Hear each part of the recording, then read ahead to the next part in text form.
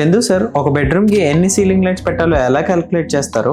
చాలా మంది guess work చేసి లైట్స్ అనేవి కొనిపెడుతుంటారు, బట్ ప్రొఫెషనల్స్ అలా చేయరు. They calculate based upon brightness and lumens. ఇవాళ మీకు ఈజీగా వాటేజ్ హెల్త్ తో అప్రాక్సిమేట్ లైట్స్ క్యాలిక్యులేషన్ ఎలా చేస్తారో చెప్తాను. ఫర్ ఎగ్జాంపుల్, ఒక 12x10 feet సైజ్ బెడ్రూమ్ ని తీసుకుందాం. ఫస్ట్ రూమ్ సైజ్ ని క్యాలిక్యులేట్ చేయాలి. లెంత్ అండ్ బ్రెత్ ని మల్టిప్లై చేసుకోవాలి. అంటే 12x10 120 square feet వస్తుంది. జనరల్ గా బెడ్రూమ్ కి 0.6 wattage per square feet lighting అవసరం. అంటే మీరు సింపుల్ గా 120 square feet ని 0.6 తో మల్టిప్లై చేసుకోండి.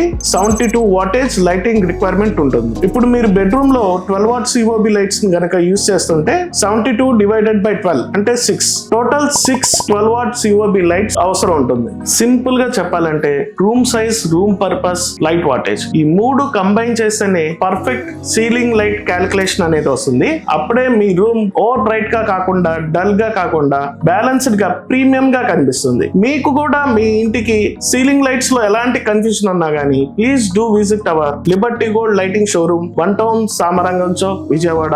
Hour team will guide you. Thank you.